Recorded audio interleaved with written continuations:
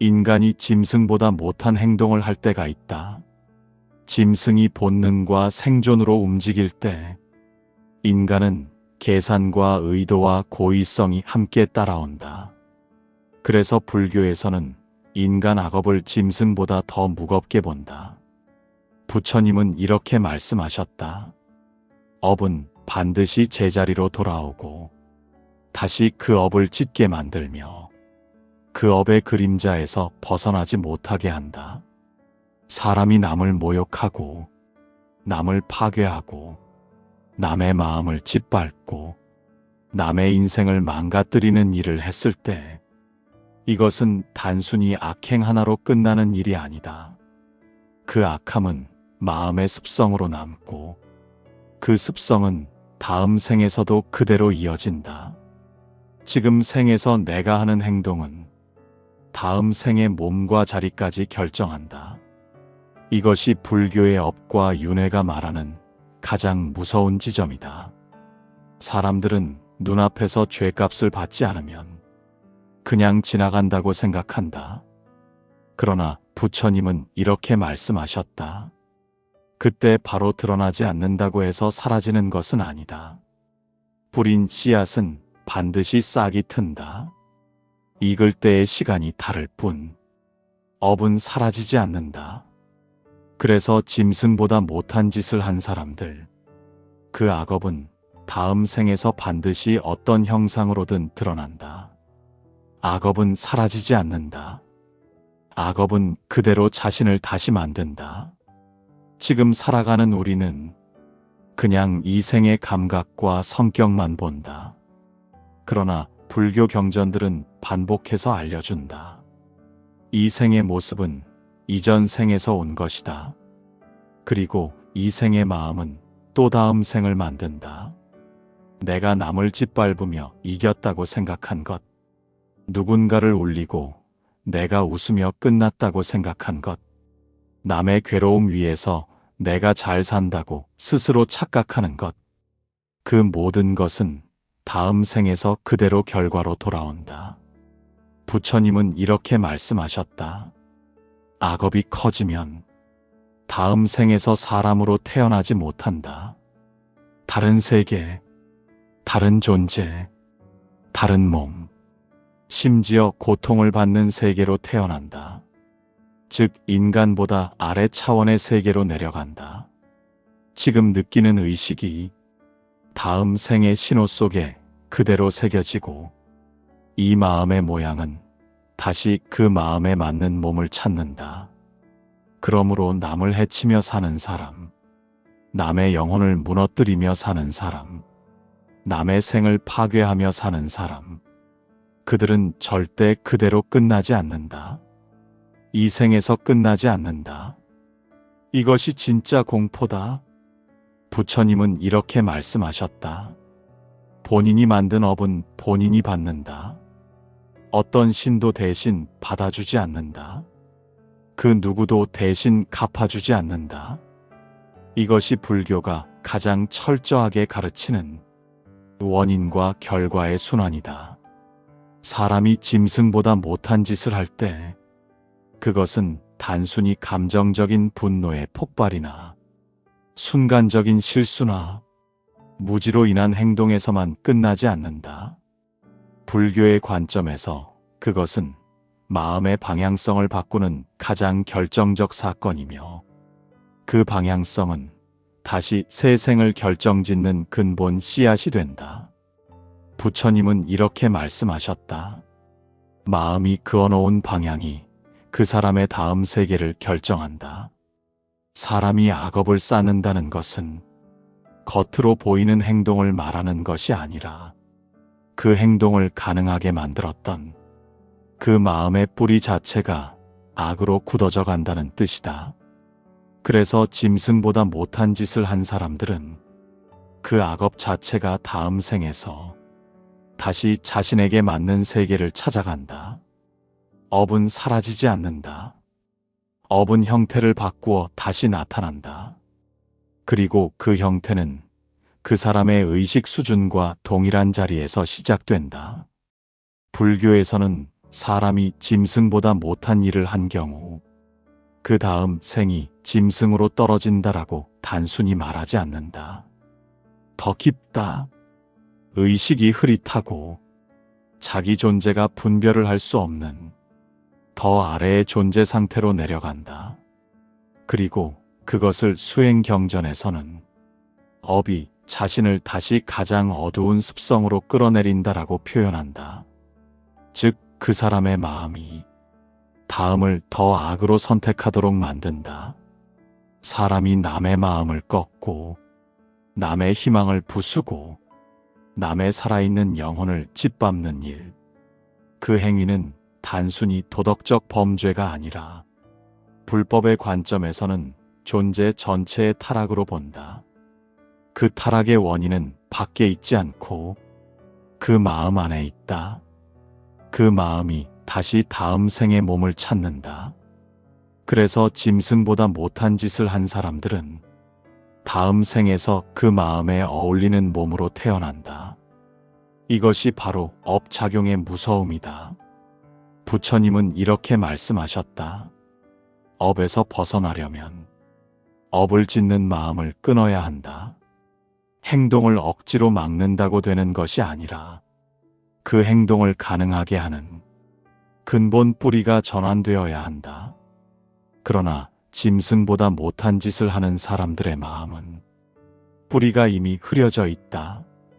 자비가 없고 공감이 없고 다른 존재를 하나의 생명으로 보지 않는 마음.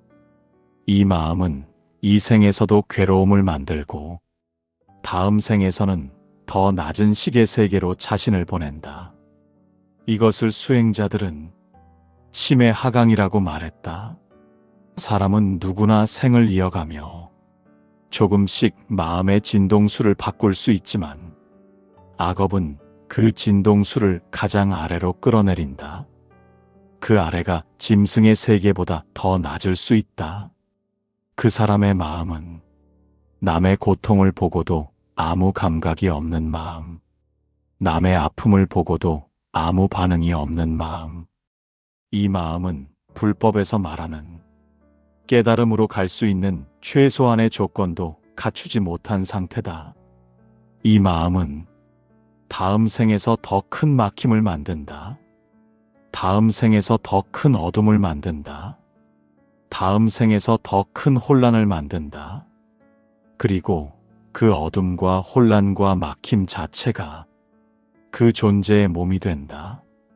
그래서 짐승보다 못한 짓을 한 사람은 다음 생에서 사람이 아닌 다른 세계의 존재로 태어나는 경우가 많다. 그곳에서 그 존재는 자신의 업을 직접 겪는다. 자신이 만든 업의 감각을 그 몸 그대로에서 감당한다. 불교는 이것을 업의 완성이라고 말했다. 업이 완성되는 순간은 남을 해친 행동의 결과가 자신에게 돌아왔을 때가 아니라 그 업을 만든 마음이 자신에게 결과를 만들어내는 새로운 생을 선택할 때다. 사람이 그 마음을 바꾸지 않으면 업은 계속해서 자신에게 같은 세계를 선택하게 하고 그 세계는 점점 더 어두워지고 점점 더 낮아지고 점점 더 짐승보다 아래로 내려간다. 그리고 거기서 한 가지 더, 현생에서 스스로 회복을 하지 않고 참회하지 않고 멈추지 않고 더 악업을 쌓아갈수록 업의 방향은 더 급격하게 아래로 떨어진다. 이것이 불교가 업을 가장 현실적인 경계로 가르치는 이유다. 사람이 악을 저지르면서도 그 순간은 쾌감이 있고 승리감이 있고 내가 이겼다라는 생각이 있지만 그 순간이 바로 가장 깊은 파괴의 순간이다. 그 파괴는 자신을 향한다. 그래서 짐승보다 못한 짓을 한 사람은 다음 생에서 반드시 그 업의 그림자 속의 세계로 들어간다. 그 세계를 피할 수 없다. 아무도 대신 받을 수 없다.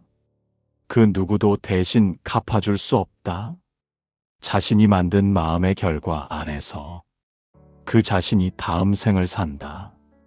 악업이란 단순히 도덕적 실패의 문제가 아니다. 불교에서 말하는 악업은 존재의 방향을 바꾸는 사건이다.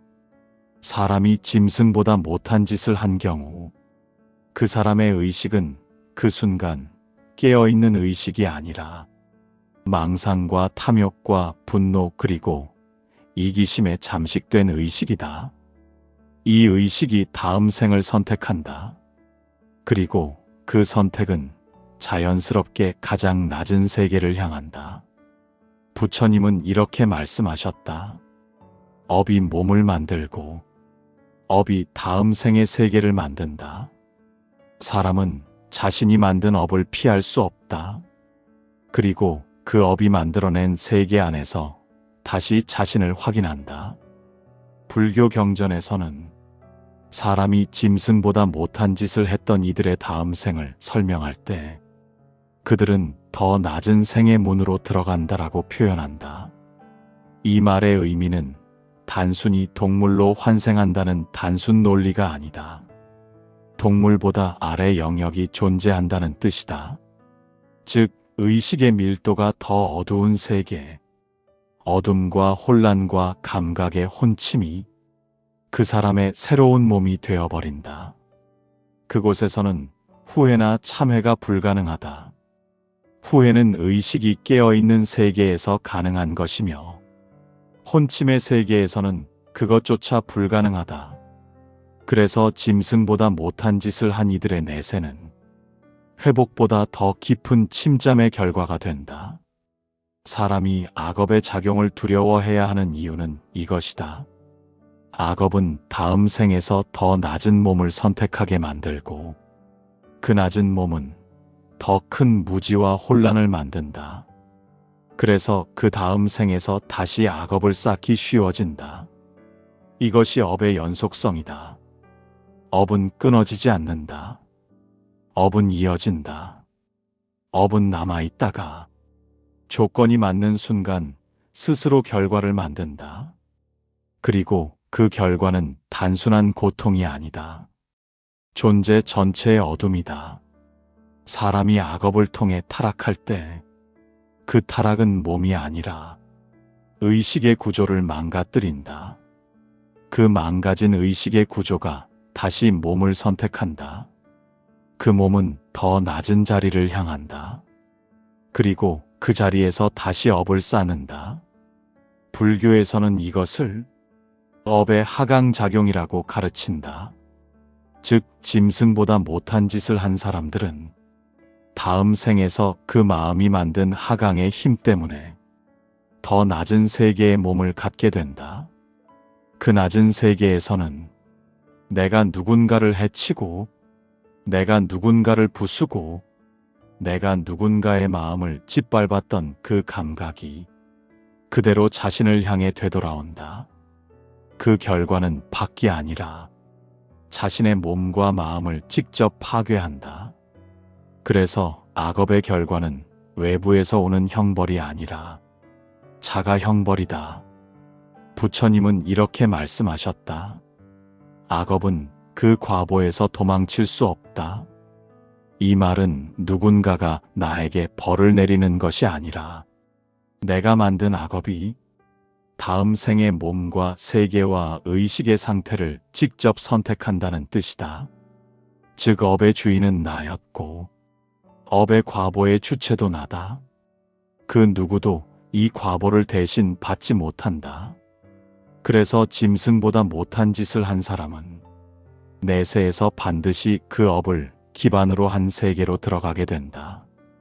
그 세계는 가벼운 고통의 세계가 아니라 어둠의 본질을 그대로 경험하게 되는 세계이다. 그리고 그 세계에서 벗어나는 유일한 길은 현생에서 깨닫는 길뿐이다. 참회는 현생에서만 가능하다. 반성과 자각은 사람이 가진 몸에서만 가능하다. 그래서 살아있을 때 악업을 끊지 않으면 그 다음 생에서는 끊을 수 없다.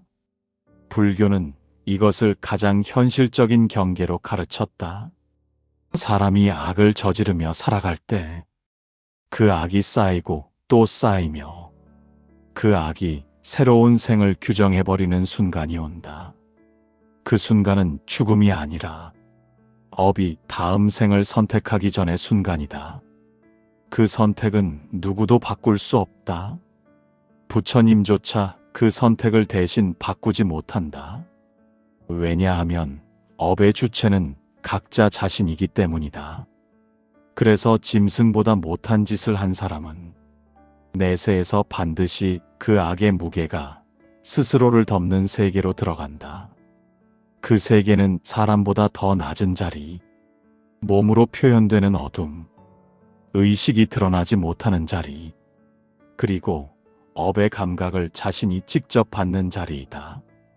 이것이 불교가 말하는 내세의 업작용의 진짜 의미다. 내생의 세계는 어둠을 단순히 세계 문제가 아니라 의식의 결이 완전히 무너져버린 자리로 설명된다. 이곳에서는 마음이 어둠이 되어버리고 그 어둠이 다시 몸을 결정한다. 사람이 짐승보다 못한 짓을 했다는 것은 그 마음 내부의 가장 낮은 충동을 제어하지 못하고 그 충동을 오히려 희열과 만족으로 받아들다는 뜻이다. 이 희열이 바로 내생의 문을 결정하는 가장 위험한 독이다. 부처님은 이렇게 말씀하셨다. 악업의 즐거움은 순식간에 끝나지만 그 결과는 생을 넘어서 이어진다. 이 말은 단순한 도덕적 경계가 아니라 업의 법칙을 가장 직접적으로 드러내는 가르침이다. 업은 다음 생에서 다시 자기를 찾아간다. 그 자리는 스스로가 선택한 자리고 그 자리는 스스로가 마음으로 기울인 방향이다. 경전에서는 이렇게 설한다. 마음이 기울어진 방향대로 다음 생이 열린다. 즉 짐승보다 못한 짓을 한 사람은 그 마음의 기울기 자체가 어둠을 향했다는 뜻이다. 이 어둠은 내생에서 더욱 짙게 몸이 되고 세계가 된다. 그곳에서 존재는 고통의 감각을 몸 그 자체에서 직접 받는다. 그곳에서는 후회조차 일어나지 않는다. 후회는 의식이 깨어있을 때 가능한 것이다. 깨어있음이 없는 세계는 후회가 아니라 지속되는 혼침의 세계다. 이것이 바로 내생의 어둠의 실체다. 고통보다 더 두려운 것은 스스로가 고통을 느끼는 자격조차 잃어버린 상태로 떨어지는 것이다. 어둠은 감각의 부재가 아니라 감각의 왜곡이다. 의식이 흐려지고 분별이 사라지고 자신이 무엇을 하고 있는지조차 인식하지 못한 상태에서 그 존재는 다시 어둠을 쌓아간다. 부처님은 이렇게 말씀하셨다. 어리석음은 어리석음을 낳는다. 그리고 어리석음의 과보는 끝없이 아래로 떨어진다. 이 가르침은 짐승보다 못한 짓을 한 자의 내생의 모습을 그대로 설명하는 문장이다. 그러나 불법은 늘 두 방향으로 가르친다. 내생의 세계에서 그대로 빠져들어가는 흐름과 현생에서 그 흐름을 끊어내는 길. 이 두 가지는 동시에 존재한다. 어둠이 어디까지 떨어지는지 보여주는 이유는 사람이 그 어둠을 피하게 하기 위해서가 아니라 현생에서 마음을 돌려 세우게 하기 위해서다.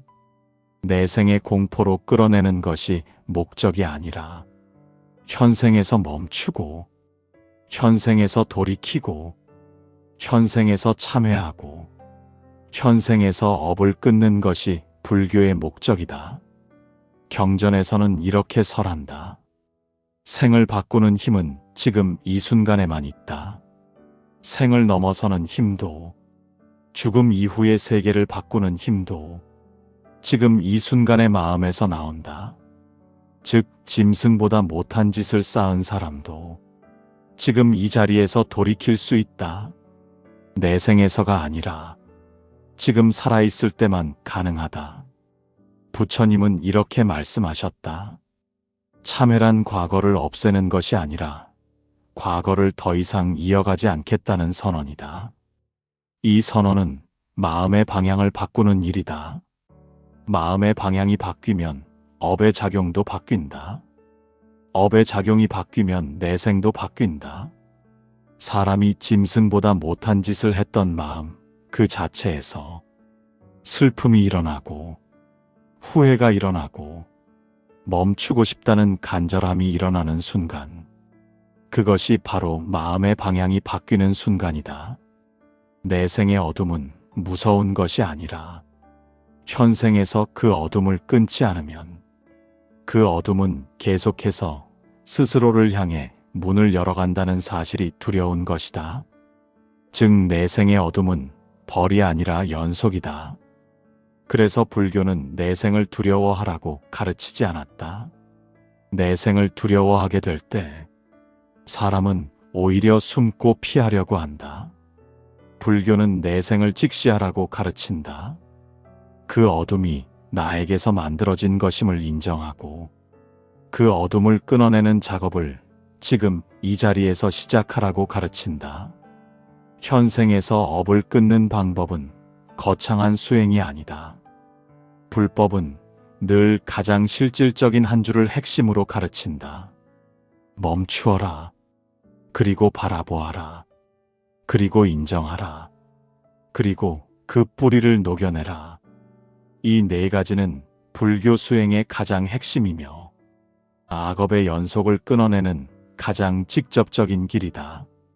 멈추는 것은 이제 더 이상 악업을 쌓지 않는다는 의식의 천명을 의미한다. 바라보는 것은 내 안에서 악업을 만들었던 마음을 정면에서 응시하는 것이다. 인정하는 것은 나는 악업을 만들다. 나는 이 악업의 주인이다. 나는 이 업에서 벗어나야 한다라고 스스로 인정하는 것이다. 녹여내는 것은 그 마음의 뿌리에서 자비가 일어나도록 하는 것이다. 자비는 악을 덮어버리는 힘이 아니다. 악의 뿌리를 녹여 없애는 힘이다. 경전에서는 이렇게 설한다. 자비는 모든 악을 녹이는 불이다. 이 불은 타인을 태우는 불이 아니라 내 안의 어둠을 태워 없애는 불이다. 내생의 어둠을 끊어내는 가장 직접적인 길은 자비를 내 안에서 실천하는 것이다. 그리고 이 자비는 타인을 위해서가 아니라 내가 나 자신에게 돌려주는 가장 큰 구제이다. 부처님은 이렇게 말씀하셨다. 선한 마음 하나가 어둠의 생을 끊는다. 즉 짐승보다 못한 짓을 했던 사람도 지금 이 자리에서 그 악업을 끊을 수 있다. 그 끊어냄이 바로 내생을 바꾼다. 내생을 만드는 것은 과거의 악업이 아니라 지금 이 순간의 마음이다. 내생의 어둠은 피해야 할 형벌이 아니라 지금 바꾸어야 할 경계다. 내생은 미래가 아니라 지금 이 마음이 향한 방향이다. 지금 이 순간의 마음이 내생을 만들고 세계의 문을 결정한다. 그러므로 어둠은 벌이 아니라 내가 만든 방향의 결과다. 그리고 그 방향은 지금 바꿀 수 있다. 내생은 멀리 있는 곳이 아니다. 내생은 지금 이 순간 마음의 한 생각에서 이미 시작되고 있다. 내생이라는 말은 우리가 죽은 뒤에만 시작되는 세계가 아니라 지금 이 마음에서 이미 시작되고 있다. 부처님은 이렇게 말씀하셨다. 미래를 알고 싶다면 지금의 마음을 보아라. 지금의 마음이 미래의 몸을 만든다. 이 가르침은 단순 교리가 아니라 불교의 가장 직접적 인과 설명이다. 사람은 자신이 어떤 존재가 되어 살아갈 것인가를 행동이 아니라 마음의 자리에서 먼저 결정한다. 사람이 짐승보다 못한 짓을 했다는 것은 마음의 뿌리가 어둠을 선택했다는 것이다. 그 뿌리가 다음 생의 형상을 결정한다. 그러나 불교는 그 운명은 정해져 있는 것이 아니라 지금 이 자리에서 바꿀 수 있다고 가르쳤다. 바꾸는 힘은 반성의 눈물에서 나오고 참회의 고백에서 나오고 악업의 연속을 멈추겠다는 깊은 각성에서 나온다. 경전에서는 이렇게 설한다. 지금의 마음이 바뀌면 과거의 업도 다시 새로운 길을 향한다. 그러므로 불법은 업을 무서워하게 만드는 것이 목적이 아니라 업에서 자유로워지게 하는 것이 목적이다. 사람은 누구나 한 번의 실수로 평생을 규정당할 필요는 없다. 불교는 인간을 정죄하지 않고 변화를 전제하는 가르침이다. 악업이 무겁게 쌓였던 사람도 지금 이 자리에서 마음의 방향을 돌릴 수 있으며 그 순간부터 업은 변화한다. 그 변화는 다음 생의 세계를 바꾼다. 부처님은 이렇게 말씀하셨다. 새 삶은 지금 시작된다. 그리고 그 시작은 마음에서 일어난다. 사람이 지금 어떤 마음을 선택하느냐에 따라 내 생은 밝은 세계가 될 수도 있고 다시 어둠이 될 수도 있다. 즉 내 생의 어둠은 피해야 할 공포 대상이 아니라 지금 이 자리에서 방향을 바꾸어야 할 경계다.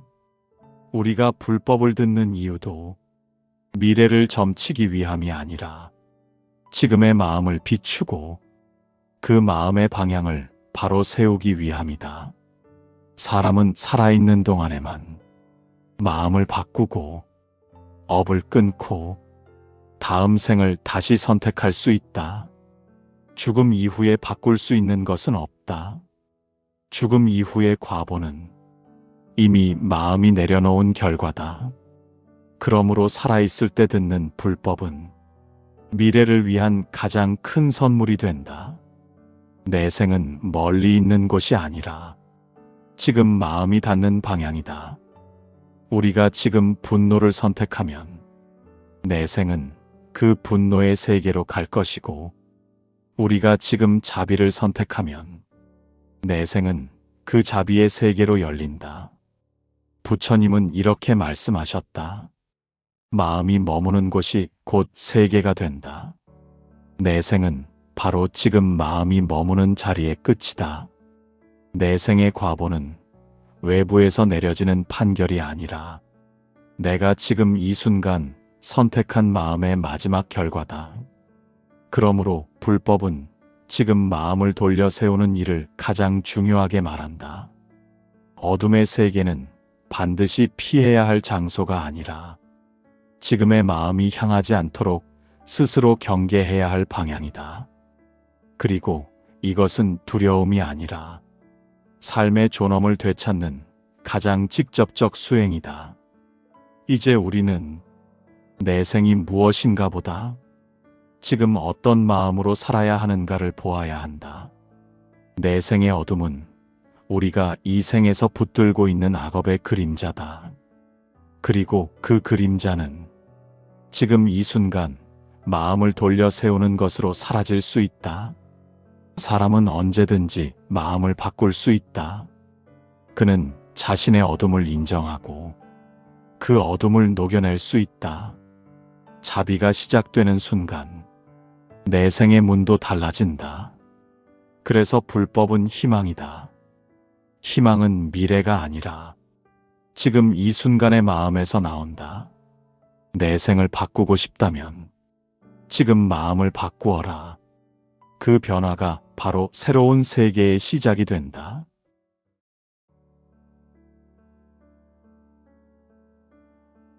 인간이 짐승보다 못한 행동을 할 때가 있다. 짐승이 본능과 생존으로 움직일 때 인간은 계산과 의도와 고의성이 함께 따라온다. 그래서 불교에서는 인간 악업을 짐승보다 더 무겁게 본다. 부처님은 이렇게 말씀하셨다. 업은 반드시 제자리로 돌아오고 다시 그 업을 짓게 만들며 그 업의 그림자에서 벗어나지 못하게 한다. 사람이 남을 모욕하고 남을 파괴하고 남의 마음을 짓밟고 남의 인생을 망가뜨리는 일을 했을 때 이것은 단순히 악행 하나로 끝나는 일이 아니다. 그 악함은 마음의 습성으로 남고 그 습성은 다음 생에서도 그대로 이어진다. 지금 생에서 내가 하는 행동은 다음 생의 몸과 자리까지 결정한다. 이것이 불교의 업과 윤회가 말하는 가장 무서운 지점이다. 사람들은 눈앞에서 죄값을 받지 않으면 그냥 지나간다고 생각한다. 그러나 부처님은 이렇게 말씀하셨다. 그때 바로 드러나지 않는다고 해서 사라지는 것은 아니다. 뿌린 씨앗은 반드시 싹이 튼다. 익을 때의 시간이 다를 뿐 업은 사라지지 않는다. 그래서 짐승보다 못한 짓을 한 사람들, 그 악업은 다음 생에서 반드시 어떤 형상으로든 드러난다. 악업은 사라지지 않는다. 악업은 그대로 자신을 다시 만든다. 지금 살아가는 우리는 그냥 이 생의 감각과 성격만 본다. 그러나 불교 경전들은 반복해서 알려준다. 이 생의 모습은 이전 생에서 온 것이다. 그리고 이 생의 마음은 또 다음 생을 만든다. 내가 남을 짓밟으며 이겼다고 생각한 것, 누군가를 울리고 내가 웃으며 끝났다고 생각한 것, 남의 괴로움 위에서 내가 잘 산다고 스스로 착각하는 것, 그 모든 것은 다음 생에서 그대로 결과로 돌아온다. 부처님은 이렇게 말씀하셨다. 악업이 커지면 다음 생에서 사람으로 태어나지 못한다. 다른 세계, 다른 존재, 다른 몸, 심지어 고통을 받는 세계로 태어난다. 즉 인간보다 아래 차원의 세계로 내려간다. 지금 느끼는 의식이 다음 생의 신호 속에 그대로 새겨지고 이 마음의 모양은 다시 그 마음에 맞는 몸을 찾는다. 그러므로 남을 해치며 사는 사람, 남의 영혼을 무너뜨리며 사는 사람, 남의 생을 파괴하며 사는 사람, 그들은 절대 그대로 끝나지 않는다. 이 생에서 끝나지 않는다. 이것이 진짜 공포다. 부처님은 이렇게 말씀하셨다. 본인이 만든 업은 본인이 받는다. 어떤 신도 대신 받아주지 않는다. 그 누구도 대신 갚아주지 않는다. 이것이 불교가 가장 철저하게 가르치는 원인과 결과의 순환이다. 사람이 짐승보다 못한 짓을 할 때 그것은 단순히 감정적인 분노의 폭발이나 순간적인 실수나 무지로 인한 행동에서만 끝나지 않는다. 불교의 관점에서 그것은 마음의 방향성을 바꾸는 가장 결정적 사건이며 그 방향성은 다시 새 생을 결정짓는 근본 씨앗이 된다. 부처님은 이렇게 말씀하셨다. 마음이 그어놓은 방향이 그 사람의 다음 세계를 결정한다. 사람이 악업을 쌓는다는 것은 겉으로 보이는 행동을 말하는 것이 아니라 그 행동을 가능하게 만들었던 그 마음의 뿌리 자체가 악으로 굳어져 간다는 뜻이다. 그래서 짐승보다 못한 짓을 한 사람들은 그 악업 자체가 다음 생에서 다시 자신에게 맞는 세계를 찾아간다. 업은 사라지지 않는다. 업은 형태를 바꾸어 다시 나타난다. 그리고 그 형태는 그 사람의 의식 수준과 동일한 자리에서 시작된다. 불교에서는 사람이 짐승보다 못한 일을 한 경우 그 다음 생이 짐승으로 떨어진다라고 단순히 말하지 않는다. 더 깊다. 의식이 흐릿하고 자기 존재가 분별을 할 수 없는 더 아래의 존재 상태로 내려간다. 그리고 그것을 수행 경전에서는 업이 자신을 다시 가장 어두운 습성으로 끌어내린다라고 표현한다. 즉, 그 사람의 마음이 다음을 더 악으로 선택하도록 만든다. 사람이 남의 마음을 꺾고 남의 희망을 부수고 남의 살아있는 영혼을 짓밟는 일, 그 행위는 단순히 도덕적 범죄가 아니라 불법의 관점에서는 존재 전체의 타락으로 본다. 그 타락의 원인은 밖에 있지 않고 그 마음 안에 있다. 그 마음이 다시 다음 생의 몸을 찾는다. 그래서 짐승보다 못한 짓을 한 사람들은 다음 생에서 그 마음에 어울리는 몸으로 태어난다. 이것이 바로 업작용의 무서움이다. 부처님은 이렇게 말씀하셨다. 업에서 벗어나려면 업을 짓는 마음을 끊어야 한다. 행동을 억지로 막는다고 되는 것이 아니라 그 행동을 가능하게 하는 근본 뿌리가 전환되어야 한다. 그러나 짐승보다 못한 짓을 하는 사람들의 마음은 뿌리가 이미 흐려져 있다. 자비가 없고 공감이 없고 다른 존재를 하나의 생명으로 보지 않는 마음. 이 마음은 이 생에서도 괴로움을 만들고 다음 생에서는 더 낮은 식의 세계로 자신을 보낸다. 이것을 수행자들은 심의 하강이라고 말했다. 사람은 누구나 생을 이어가며 조금씩 마음의 진동수를 바꿀 수 있지만 악업은 그 진동수를 가장 아래로 끌어내린다. 그 아래가 짐승의 세계보다 더 낮을 수 있다.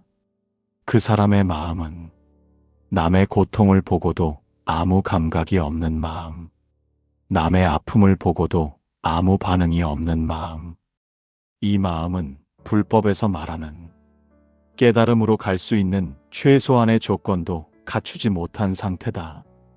이 마음은 다음 생에서 더 큰 막힘을 만든다. 다음 생에서 더 큰 어둠을 만든다. 다음 생에서 더 큰 혼란을 만든다.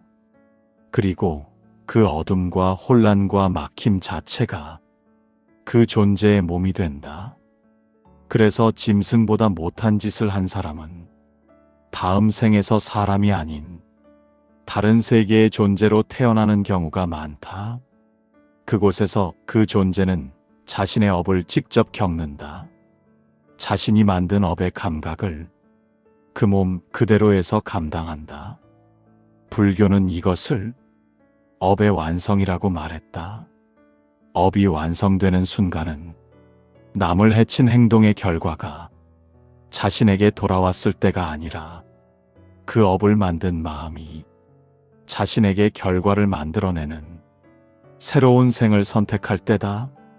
사람이 그 마음을 바꾸지 않으면 업은 계속해서 자신에게 같은 세계를 선택하게 하고 그 세계는 점점 더 어두워지고 점점 더 낮아지고 점점 더 짐승보다 아래로 내려간다. 그리고 거기서 한 가지 더, 현생에서 스스로 회복을 하지 않고 참회하지 않고 멈추지 않고 더 악업을 쌓아갈수록 업의 방향은 더 급격하게 아래로 떨어진다. 이것이 불교가 업을 가장 현실적인 경계로 가르치는 이유다. 사람이 악을 저지르면서도 그 순간은 쾌감이 있고 승리감이 있고 내가 이겼다라는 생각이 있지만 그 순간이 바로 가장 깊은 파괴의 순간이다. 그 파괴는 자신을 향한다. 그래서 짐승보다 못한 짓을 한 사람은 다음 생에서 반드시 그 업의 그림자 속의 세계로 들어간다. 그 세계를 피할 수 없다. 아무도 대신 받을 수 없다. 그 누구도 대신 갚아줄 수 없다. 자신이 만든 마음의 결과 안에서 그 자신이 다음 생을 산다. 악업이란 단순히 도덕적 실패의 문제가 아니다.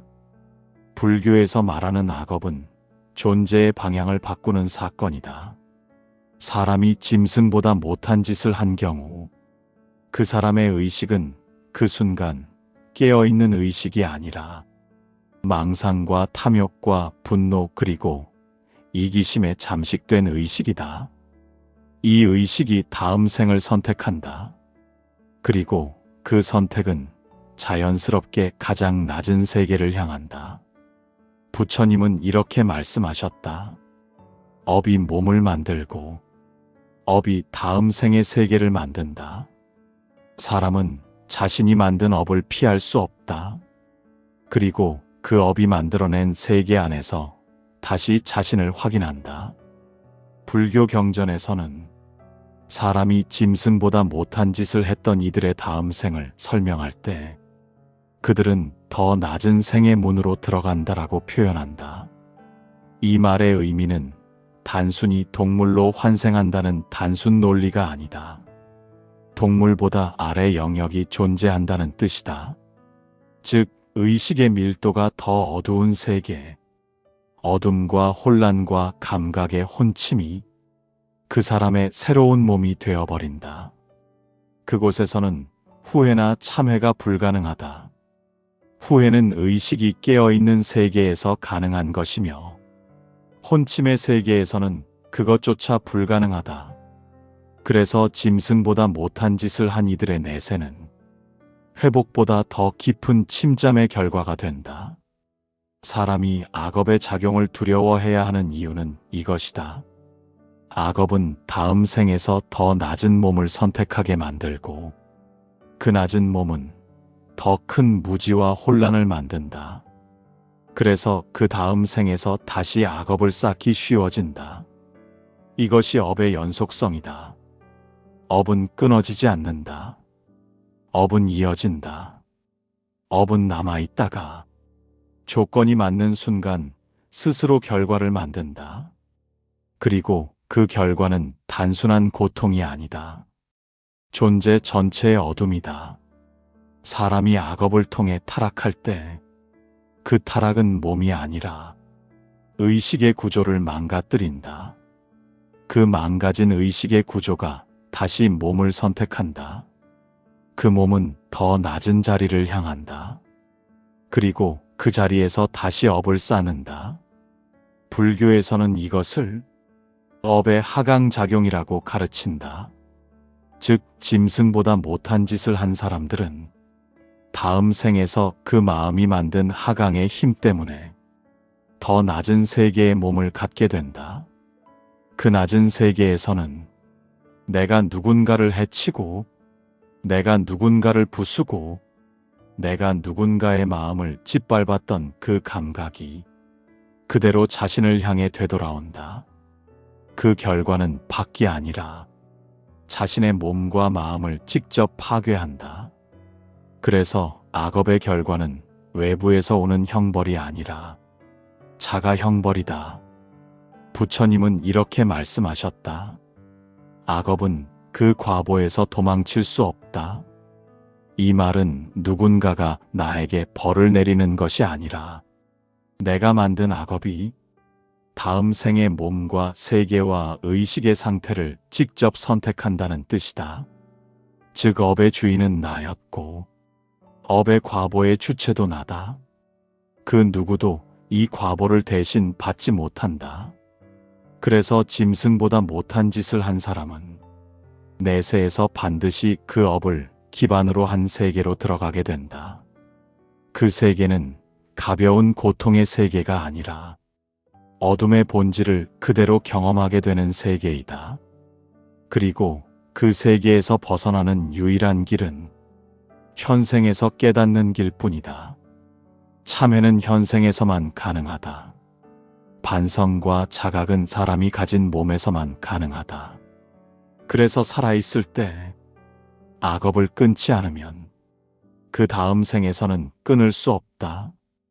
불교는 이것을 가장 현실적인 경계로 가르쳤다. 사람이 악을 저지르며 살아갈 때 그 악이 쌓이고 또 쌓이며 그 악이 새로운 생을 규정해버리는 순간이 온다. 그 순간은 죽음이 아니라 업이 다음 생을 선택하기 전의 순간이다. 그 선택은 누구도 바꿀 수 없다. 부처님조차 그 선택을 대신 바꾸지 못한다. 왜냐하면 업의 주체는 각자 자신이기 때문이다. 그래서 짐승보다 못한 짓을 한 사람은 내세에서 반드시 그 악의 무게가 스스로를 덮는 세계로 들어간다. 그 세계는 사람보다 더 낮은 자리, 몸으로 표현되는 어둠, 의식이 드러나지 못하는 자리, 그리고 업의 감각을 자신이 직접 받는 자리이다. 이것이 불교가 말하는 내세의 업 작용의 진짜 의미다. 내생의 세계는 어둠을 단순히 세계 문제가 아니라 의식의 결이 완전히 무너져버린 자리로 설명된다. 이곳에서는 마음이 어둠이 되어버리고 그 어둠이 다시 몸을 결정한다.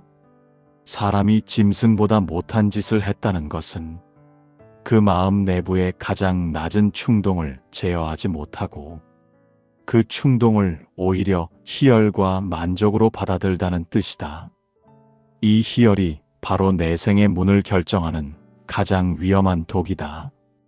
부처님은 이렇게 말씀하셨다. 악업의 즐거움은 순식간에 끝나지만 그 결과는 생을 넘어서 이어진다. 이 말은 단순한 도덕적 경계가 아니라 업의 법칙을 가장 직접적으로 드러내는 가르침이다. 업은 다음 생에서 다시 자기를 찾아간다. 그 자리는 스스로가 선택한 자리고 그 자리는 스스로가 마음으로 기울인 방향이다. 경전에서는 이렇게 설한다.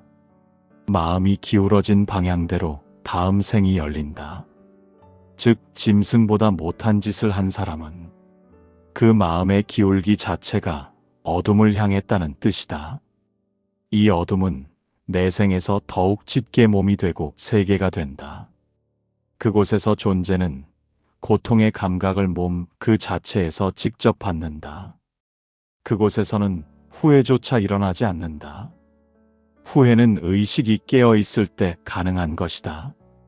깨어있음이 없는 세계는 후회가 아니라 지속되는 혼침의 세계다. 이것이 바로 내생의 어둠의 실체다.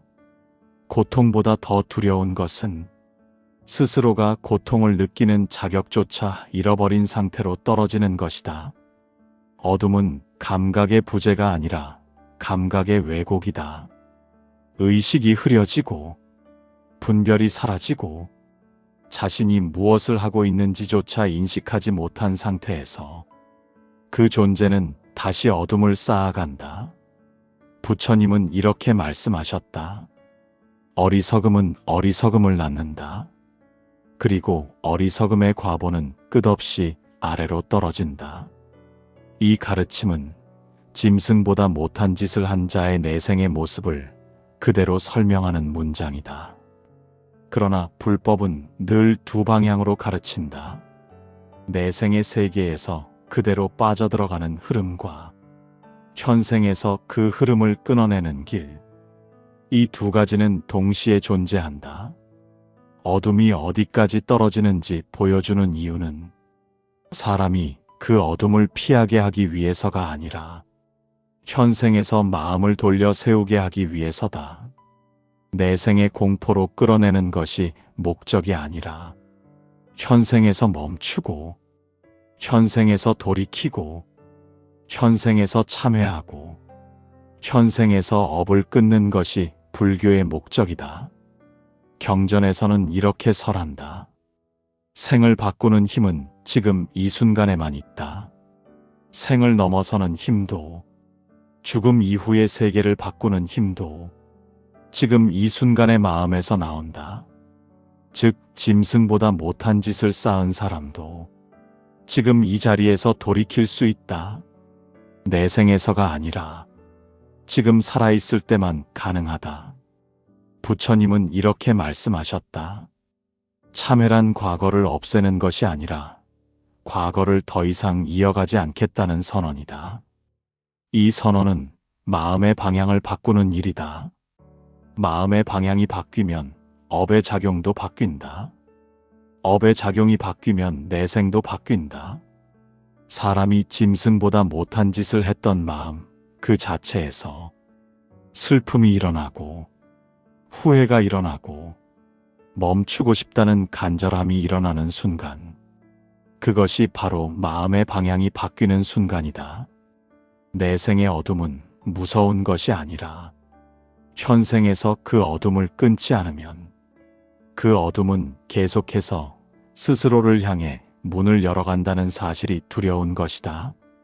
즉 내생의 어둠은 벌이 아니라 연속이다. 그래서 불교는 내생을 두려워하라고 가르치지 않았다. 내생을 두려워하게 될 때 사람은 오히려 숨고 피하려고 한다. 불교는 내생을 직시하라고 가르친다.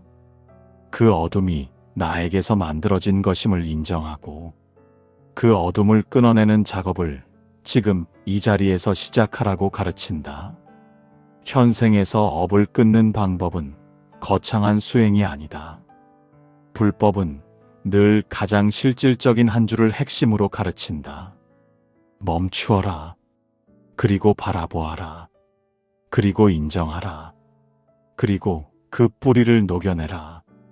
이 네 가지는 불교 수행의 가장 핵심이며 악업의 연속을 끊어내는 가장 직접적인 길이다.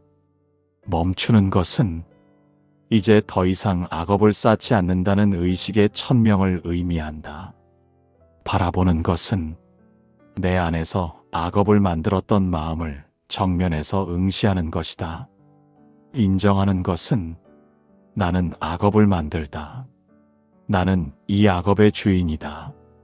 나는 이 업에서 벗어나야 한다라고 스스로 인정하는 것이다. 녹여내는 것은 그 마음의 뿌리에서 자비가 일어나도록 하는 것이다. 자비는 악을 덮어버리는 힘이 아니다. 악의 뿌리를 녹여 없애는 힘이다. 경전에서는 이렇게 설한다. 자비는 모든 악을 녹이는 불이다. 이 불은 타인을 태우는 불이 아니라 내 안의 어둠을 태워 없애는 불이다. 내생의 어둠을 끊어내는 가장 직접적인 길은 자비를 내 안에서 실천하는 것이다. 그리고 이 자비는 타인을 위해서가 아니라 내가 나 자신에게 돌려주는 가장 큰 구제이다. 부처님은 이렇게 말씀하셨다. 선한 마음 하나가 어둠의 생을 끊는다. 즉 짐승보다 못한 짓을 했던 사람도 지금 이 자리에서 그 악업을 끊을 수 있다. 그 끊어냄이 바로 내생을 바꾼다. 내생을 만드는 것은 과거의 악업이 아니라 지금 이 순간의 마음이다. 내생의 어둠은 피해야 할 형벌이 아니라 지금 바꾸어야 할 경계다. 내생은 미래가 아니라 지금 이 마음이 향한 방향이다. 지금 이 순간의 마음이 내생을 만들고 세계의 문을 결정한다. 그러므로 어둠은 벌이 아니라 내가 만든 방향의 결과다. 그리고 그 방향은 지금 바꿀 수 있다. 내생은 멀리 있는 곳이 아니다. 내생은 지금 이 순간 마음의 한 생각에서 이미 시작되고 있다. 내생이라는 말은 우리가 죽은 뒤에만 시작되는 세계가 아니라 지금 이 마음에서 이미 시작되고 있다. 부처님은 이렇게 말씀하셨다. 미래를 알고 싶다면 지금의 마음을 보아라. 지금의 마음이 미래의 몸을 만든다. 이 가르침은 단순 교리가 아니라 불교의 가장 직접적 인과 설명이다. 사람은 자신이 어떤 존재가 되어 살아갈 것인가를 행동이 아니라 마음의 자리에서 먼저 결정한다. 사람이 짐승보다 못한 짓을 했다는 것은 마음의 뿌리가 어둠을 선택했다는 것이다. 그 뿌리가 다음 생의 형상을 결정한다. 그러나 불교는 그 운명은 정해져 있는 것이 아니라 지금 이 자리에서 바꿀 수 있다고 가르쳤다. 바꾸는 힘은 반성의 눈물에서 나오고 참회의 고백에서 나오고 악업의 연속을 멈추겠다는 깊은 각성에서 나온다. 경전에서는 이렇게 설한다. 지금의 마음이 바뀌면 과거의 업도 다시 새로운 길을 향한다. 그러므로 불법은 업을 무서워하게 만드는 것이 목적이 아니라 업에서 자유로워지게 하는 것이 목적이다. 사람은 누구나 한 번의 실수로 평생을 규정당할 필요는 없다. 불교는 인간을 정죄하지 않고 변화를 전제하는 가르침이다. 악업이 무겁게 쌓였던 사람도 지금 이 자리에서 마음의 방향을 돌릴 수 있으며 그 순간부터 업은 변화한다. 그 변화는 다음 생의 세계를 바꾼다. 부처님은 이렇게 말씀하셨다. 새 삶은 지금 시작된다. 그리고 그 시작은 마음에서 일어난다. 사람이 지금 어떤 마음을 선택하느냐에 따라 내 생은 밝은 세계가 될 수도 있고 다시 어둠이 될 수도 있다. 즉 내 생의 어둠은 피해야 할 공포 대상이 아니라 지금 이 자리에서 방향을 바꾸어야 할 경계다. 우리가 불법을 듣는 이유도 미래를 점치기 위함이 아니라 지금의 마음을 비추고 그 마음의 방향을 바로 세우기 위함이다. 사람은 살아있는 동안에만 마음을 바꾸고 업을 끊고 다음 생을 다시 선택할 수 있다. 죽음 이후에 바꿀 수 있는 것은 없다. 죽음 이후의 과보는 이미 마음이 내려놓은 결과다. 그러므로 살아있을 때 듣는 불법은 미래를 위한 가장 큰 선물이 된다. 내 생은 멀리 있는 곳이 아니라 지금 마음이 닿는 방향이다. 우리가 지금 분노를 선택하면 내 생은 그 분노의 세계로 갈 것이고 우리가 지금 자비를 선택하면 내 생은 그 자비의 세계로 열린다. 부처님은 이렇게 말씀하셨다. 마음이 머무는 곳이 곧 세계가 된다. 내 생은 바로 지금 마음이 머무는 자리의 끝이다. 내 생의 과보는 외부에서 내려지는 판결이 아니라 내가 지금 이 순간 선택한 마음의 마지막 결과다. 그러므로 불법은 지금 마음을 돌려 세우는 일을 가장 중요하게 말한다. 어둠의 세계는 반드시 피해야 할 장소가 아니라 지금의 마음이 향하지 않도록 스스로 경계해야 할 방향이다. 그리고 이것은 두려움이 아니라 삶의 존엄을 되찾는 가장 직접적 수행이다. 이제 우리는 내 생이 무엇인가 보다 지금 어떤 마음으로 살아야 하는가를 보아야 한다. 내 생의 어둠은 우리가 이 생에서 붙들고 있는 악업의 그림자다. 그리고 그 그림자는 지금 이 순간 마음을 돌려 세우는 것으로 사라질 수 있다. 사람은 언제든지 마음을 바꿀 수 있다. 그는 자신의 어둠을 인정하고 그 어둠을 녹여낼 수 있다. 자비가 시작되는 순간 내 생의 문도 달라진다. 그래서 불법은 희망이다.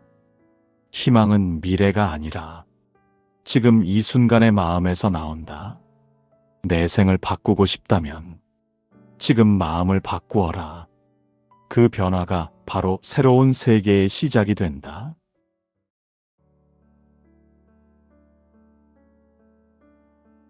인간이 짐승보다 못한 행동을 할 때가 있다.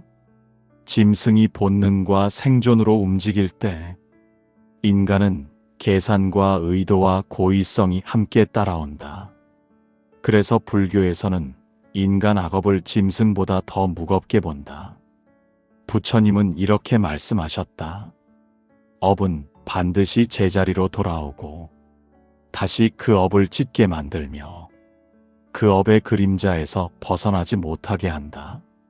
사람이 남을 모욕하고 남을 파괴하고 남의 마음을 짓밟고 남의 인생을 망가뜨리는 일을 했을 때 이것은 단순히 악행 하나로 끝나는 일이 아니다. 그 악함은 마음의 습성으로 남고 그 습성은 다음 생에서도 그대로 이어진다. 지금 생에서 내가 하는 행동은 다음 생의 몸과 자리까지 결정한다.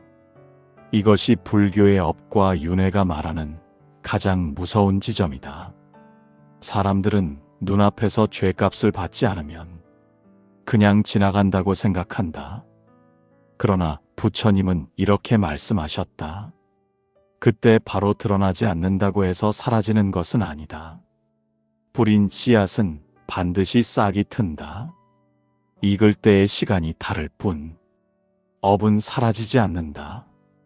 그래서 짐승보다 못한 짓을 한 사람들, 그 악업은 다음 생에서 반드시 어떤 형상으로든 드러난다. 악업은 사라지지 않는다. 악업은 그대로 자신을 다시 만든다. 지금 살아가는 우리는 그냥 이 생의 감각과 성격만 본다. 그러나 불교 경전들은 반복해서 알려준다. 이 생의 모습은 이전 생에서 온 것이다. 그리고 이 생의 마음은 또 다음 생을 만든다. 내가 남을 짓밟으며 이겼다고 생각한 것, 누군가를 울리고 내가 웃으며 끝났다고 생각한 것, 남의 괴로움 위에서 내가 잘 산다고 스스로 착각하는 것, 그 모든 것은 다음 생에서 그대로 결과로 돌아온다. 부처님은 이렇게 말씀하셨다. 악업이 커지면 다음 생에서 사람으로 태어나지 못한다. 다른 세계, 다른 존재, 다른 몸, 심지어 고통을 받는 세계로 태어난다. 즉 인간보다 아래 차원의 세계로 내려간다. 지금 느끼는 의식이 다음 생의 신호 속에 그대로 새겨지고 이 마음의 모양은 다시 그 마음에 맞는 몸을 찾는다. 그러므로 남을 해치며 사는 사람, 남의 영혼을 무너뜨리며 사는 사람, 남의 생을 파괴하며 사는 사람, 그들은 절대 그대로 끝나지 않는다. 이 생에서 끝나지 않는다. 이것이 진짜 공포다. 부처님은 이렇게 말씀하셨다. 본인이 만든 업은 본인이 받는다. 어떤 신도 대신 받아주지 않는다. 그 누구도 대신 갚아주지 않는다. 이것이 불교가 가장 철저하게 가르치는 원인과 결과의 순환이다.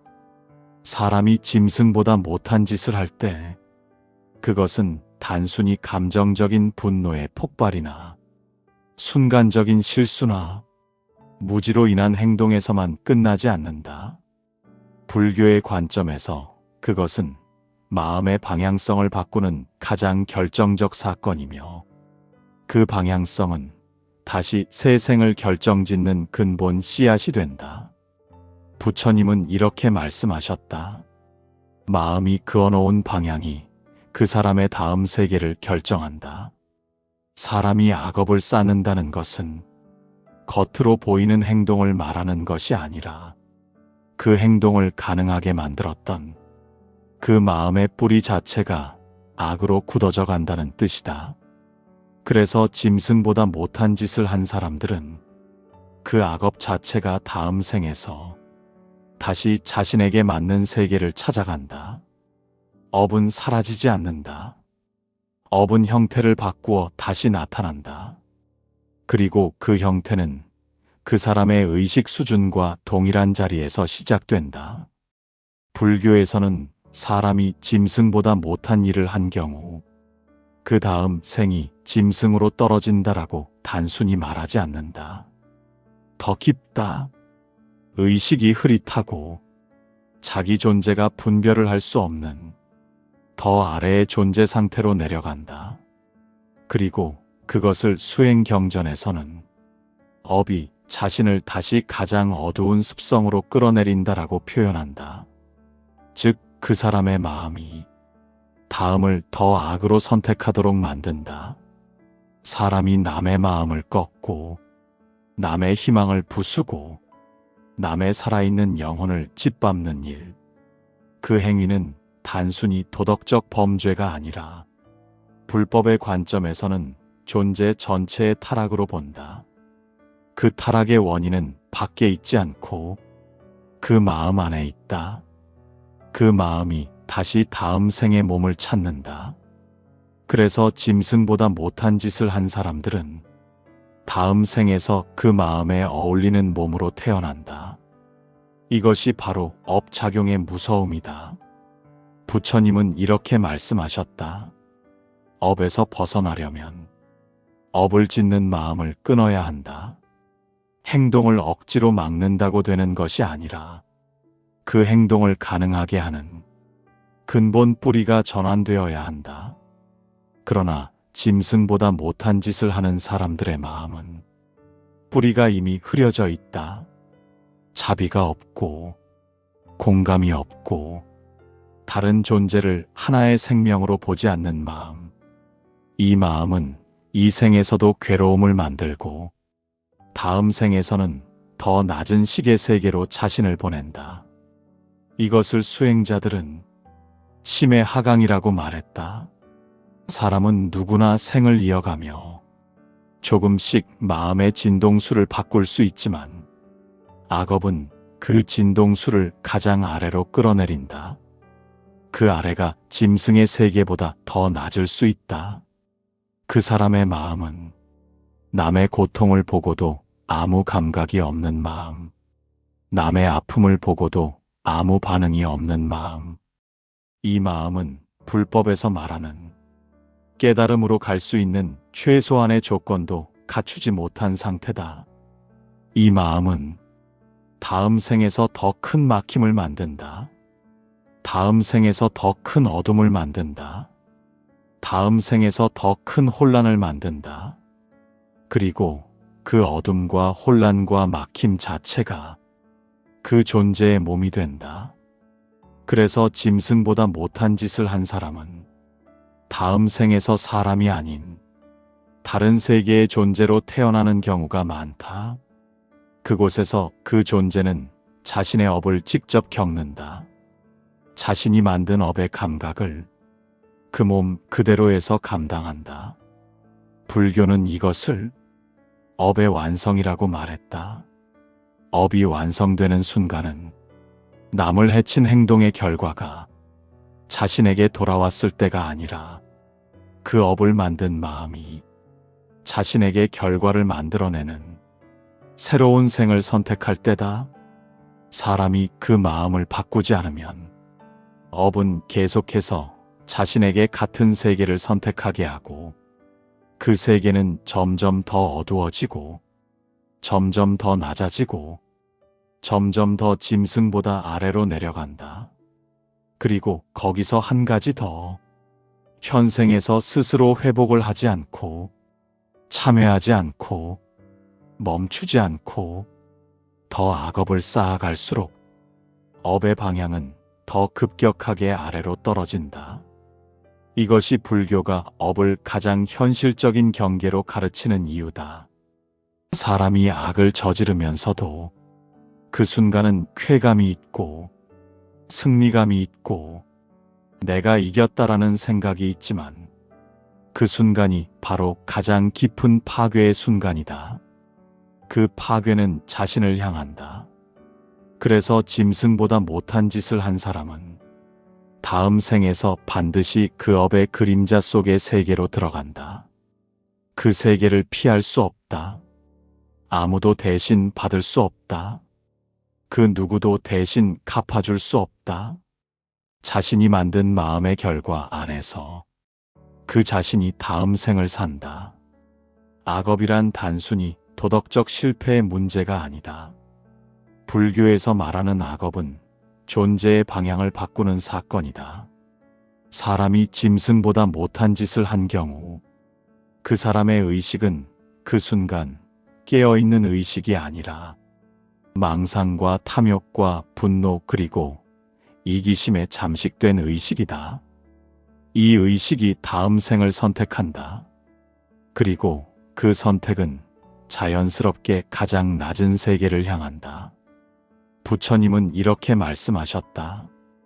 업이 몸을 만들고 업이 다음 생의 세계를 만든다. 사람은 자신이 만든 업을 피할 수 없다. 그리고 그 업이 만들어낸 세계 안에서 다시 자신을 확인한다. 불교 경전에서는 사람이 짐승보다 못한 짓을 했던 이들의 다음 생을 설명할 때 그들은 더 낮은 생의 문으로 들어간다라고 표현한다. 이 말의 의미는 단순히 동물로 환생한다는 단순 논리가 아니다. 동물보다 아래 영역이 존재한다는 뜻이다. 즉, 의식의 밀도가 더 어두운 세계, 어둠과 혼란과 감각의 혼침이 그 사람의 새로운 몸이 되어버린다. 그곳에서는 후회나 참회가 불가능하다. 후회는 의식이 깨어있는 세계에서 가능한 것이며, 혼침의 세계에서는 그것조차 불가능하다. 그래서 짐승보다 못한 짓을 한 이들의 내세는 회복보다 더 깊은 침잠의 결과가 된다. 사람이 악업의 작용을 두려워해야 하는 이유는 이것이다. 악업은 다음 생에서 더 낮은 몸을 선택하게 만들고, 그 낮은 몸은 더 큰 무지와 혼란을 만든다. 그래서 그 다음 생에서 다시 악업을 쌓기 쉬워진다. 이것이 업의 연속성이다. 업은 끊어지지 않는다. 업은 이어진다. 업은 남아있다가 조건이 맞는 순간 스스로 결과를 만든다. 그리고 그 결과는 단순한 고통이 아니다. 존재 전체의 어둠이다. 사람이 악업을 통해 타락할 때 그 타락은 몸이 아니라 의식의 구조를 망가뜨린다. 그 망가진 의식의 구조가 다시 몸을 선택한다. 그 몸은 더 낮은 자리를 향한다. 그리고 그 자리에서 다시 업을 쌓는다. 불교에서는 이것을 업의 하강작용이라고 가르친다. 즉, 짐승보다 못한 짓을 한 사람들은 다음 생에서 그 마음이 만든 하강의 힘 때문에 더 낮은 세계의 몸을 갖게 된다. 그 낮은 세계에서는 내가 누군가를 해치고, 내가 누군가를 부수고, 내가 누군가의 마음을 짓밟았던 그 감각이 그대로 자신을 향해 되돌아온다. 그 결과는 밖이 아니라 자신의 몸과 마음을 직접 파괴한다. 그래서 악업의 결과는 외부에서 오는 형벌이 아니라 자가 형벌이다. 부처님은 이렇게 말씀하셨다. 악업은 그 과보에서 도망칠 수 없다. 이 말은 누군가가 나에게 벌을 내리는 것이 아니라 내가 만든 악업이 다음 생의 몸과 세계와 의식의 상태를 직접 선택한다는 뜻이다. 즉, 업의 주인은 나였고 업의 과보의 주체도 나다. 그 누구도 이 과보를 대신 받지 못한다.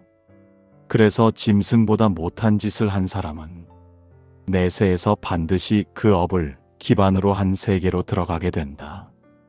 그 세계는 가벼운 고통의 세계가 아니라 어둠의 본질을 그대로 경험하게 되는 세계이다. 그리고 그 세계에서 벗어나는 유일한 길은 현생에서 깨닫는 길뿐이다. 참회는 현생에서만 가능하다. 반성과 자각은 사람이 가진 몸에서만 가능하다. 그래서 살아있을 때 악업을 끊지 않으면 그 다음 생에서는 끊을 수 없다. 불교는 이것을 가장 현실적인 경계로 가르쳤다. 사람이 악을 저지르며 살아갈 때 그 악이 쌓이고 또 쌓이며 그 악이 새로운 생을 규정해버리는 순간이 온다. 그 순간은 죽음이 아니라 업이 다음 생을 선택하기 전의 순간이다. 그 선택은 누구도 바꿀 수 없다. 부처님조차 그 선택을 대신 바꾸지 못한다. 왜냐하면 업의 주체는 각자 자신이기 때문이다. 그래서 짐승보다 못한 짓을 한 사람은 내세에서 반드시 그 악의 무게가 스스로를 덮는 세계로 들어간다. 그 세계는 사람보다 더 낮은 자리, 몸으로 표현되는 어둠, 의식이 드러나지 못하는 자리, 그리고 업의 감각을 자신이 직접 받는 자리이다. 이것이 불교가 말하는 내세의 업작용의 진짜 의미다. 내생의 세계는 어둠을 단순히 세계 문제가 아니라 의식의 결이 완전히 무너져버린 자리로 설명된다. 이곳에서는 마음이 어둠이 되어버리고 그 어둠이 다시 몸을 결정한다. 사람이 짐승보다 못한 짓을 했다는 것은 그 마음 내부의 가장 낮은 충동을 제어하지 못하고 그 충동을 오히려 희열과 만족으로 받아들다는 뜻이다. 이 희열이 바로 내생의 문을 결정하는 가장 위험한 독이다. 부처님은 이렇게 말씀하셨다. 악업의 즐거움은 순식간에 끝나지만 그 결과는 생을 넘어서 이어진다. 이 말은 단순한 도덕적 경계가 아니라 업의 법칙을 가장 직접적으로 드러내는 가르침이다. 업은 다음 생에서 다시 자기를 찾아간다. 그 자리는 스스로가 선택한 자리고 그 자리는 스스로가 마음으로 기울인 방향이다.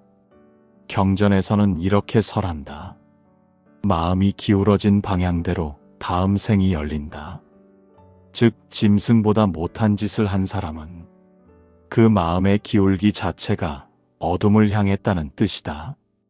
이 어둠은 내생에서 더욱 짙게 몸이 되고 세계가 된다. 그곳에서 존재는 고통의 감각을 몸 그 자체에서 직접 받는다. 그곳에서는 후회조차 일어나지 않는다. 후회는 의식이 깨어있을 때 가능한 것이다. 깨어있음이 없는 세계는 후회가 아니라 지속되는 혼침의 세계다. 이것이 바로 내생의 어둠의 실체다. 고통보다 더 두려운 것은 스스로가 고통을 느끼는 자격조차 잃어버린 상태로 떨어지는 것이다. 어둠은 감각의 부재가 아니라 감각의 왜곡이다. 의식이 흐려지고 분별이 사라지고 자신이 무엇을 하고 있는지조차 인식하지 못한 상태에서 그 존재는 다시 어둠을 쌓아간다. 부처님은 이렇게 말씀하셨다. 어리석음은 어리석음을 낳는다. 그리고 어리석음의 과보는 끝없이 아래로 떨어진다. 이 가르침은 짐승보다 못한 짓을 한 자의 내생의 모습을 그대로 설명하는 문장이다. 그러나 불법은 늘 두 방향으로 가르친다. 내생의 세계에서 그대로 빠져들어가는 흐름과 현생에서 그 흐름을 끊어내는 길. 이 두 가지는 동시에 존재한다. 어둠이 어디까지 떨어지는지 보여주는 이유는 사람이 그 어둠을 피하게 하기 위해서가 아니라 현생에서 마음을 돌려 세우게 하기 위해서다. 내생의 공포로 끌어내는 것이 목적이 아니라 현생에서 멈추고 현생에서 돌이키고 현생에서 참회하고 현생에서 업을 끊는 것이 불교의 목적이다. 경전에서는 이렇게 설한다. 생을 바꾸는 힘은 지금 이 순간에만 있다. 생을 넘어서는 힘도 죽음 이후의 세계를 바꾸는 힘도 지금 이 순간의 마음에서 나온다. 즉 짐승보다 못한 짓을 쌓은 사람도 지금 이 자리에서 돌이킬 수 있다. 내생에서가 아니라 지금 살아있을 때만 가능하다. 부처님은 이렇게 말씀하셨다. 참회란 과거를 없애는 것이 아니라 과거를 더 이상 이어가지 않겠다는 선언이다. 이 선언은 마음의 방향을 바꾸는 일이다. 마음의 방향이 바뀌면 업의 작용도 바뀐다. 업의 작용이 바뀌면 내생도 바뀐다. 사람이 짐승보다 못한 짓을 했던 마음 그 자체에서 슬픔이 일어나고 후회가 일어나고 멈추고 싶다는 간절함이 일어나는 순간, 그것이 바로 마음의 방향이 바뀌는 순간이다. 내생의 어둠은 무서운 것이 아니라 현생에서 그 어둠을 끊지 않으면 그 어둠은 계속해서 스스로를 향해 문을 열어간다는 사실이 두려운 것이다. 즉 내생의 어둠은 벌이 아니라 연속이다.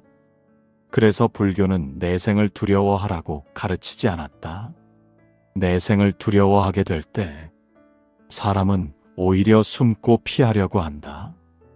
불교는 내생을 직시하라고 가르친다.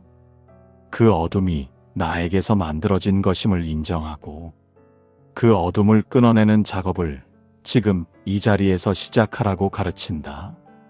현생에서 업을 끊는 방법은 거창한 수행이 아니다. 불법은 늘 가장 실질적인 한 줄을 핵심으로 가르친다. 멈추어라. 그리고 바라보아라. 그리고 인정하라. 그리고 그 뿌리를 녹여내라. 이 네 가지는 불교 수행의 가장 핵심이며 악업의 연속을 끊어내는 가장 직접적인 길이다. 멈추는 것은 이제 더 이상 악업을 쌓지 않는다는 의식의 천명을 의미한다. 바라보는 것은 내 안에서 악업을 만들었던 마음을 정면에서 응시하는 것이다. 인정하는 것은 나는 악업을 만들다. 나는 이 악업의 주인이다. 나는 이 업에서 벗어나야 한다라고 스스로 인정하는 것이다. 녹여내는 것은 그 마음의 뿌리에서 자비가 일어나도록 하는 것이다. 자비는 악을 덮어버리는 힘이 아니다. 악의 뿌리를 녹여 없애는 힘이다. 경전에서는 이렇게 설한다. 자비는 모든 악을 녹이는 불이다. 이 불은 타인을 태우는 불이 아니라 내 안의 어둠을 태워 없애는 불이다. 내생의 어둠을 끊어내는 가장 직접적인 길은 자비를 내 안에서 실천하는 것이다. 그리고 이 자비는 타인을 위해서가 아니라 내가 나 자신에게 돌려주는 가장 큰 구제이다. 부처님은 이렇게 말씀하셨다. 선한 마음 하나가 어둠의 생을 끊는다. 즉 짐승보다 못한 짓을 했던 사람도 지금 이 자리에서 그 악업을 끊을 수 있다. 그 끊어냄이 바로 내생을 바꾼다. 내생을 만드는 것은 과거의 악업이 아니라 지금 이 순간의 마음이다. 내생의 어둠은 피해야 할 형벌이 아니라 지금 바꾸어야 할 경계다.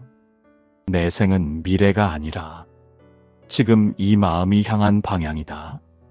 지금 이 순간의 마음이 내생을 만들고 세계의 문을 결정한다. 그러므로 어둠은 벌이 아니라 내가 만든 방향의 결과다. 그리고 그 방향은 지금 바꿀 수 있다. 내생은 멀리 있는 곳이 아니다. 내생은 지금 이 순간 마음의 한 생각에서 이미 시작되고 있다. 내생이라는 말은 우리가 죽은 뒤에만 시작되는 세계가 아니라 지금 이 마음에서 이미 시작되고 있다. 부처님은 이렇게 말씀하셨다. 미래를 알고 싶다면 지금의 마음을 보아라. 지금의 마음이 미래의 몸을 만든다. 이 가르침은 단순 교리가 아니라 불교의 가장 직접적 인과 설명이다. 사람은 자신이 어떤 존재가 되어 살아갈 것인가를 행동이 아니라 마음의 자리에서 먼저 결정한다. 사람이 짐승보다 못한 짓을 했다는 것은 마음의 뿌리가 어둠을 선택했다는 것이다. 그 뿌리가 다음 생의 형상을 결정한다. 그러나 불교는 그 운명은 정해져 있는 것이 아니라 지금 이 자리에서 바꿀 수 있다고 가르쳤다. 바꾸는 힘은 반성의 눈물에서 나오고 참회의 고백에서 나오고 악업의 연속을 멈추겠다는 깊은 각성에서 나온다. 경전에서는 이렇게 설한다. 지금의 마음이 바뀌면 과거의 업도 다시 새로운 길을 향한다. 그러므로 불법은 업을 무서워하게 만드는 것이 목적이 아니라 업에서 자유로워지게 하는 것이 목적이다. 사람은 누구나 한 번의 실수로 평생을 규정당할 필요는 없다.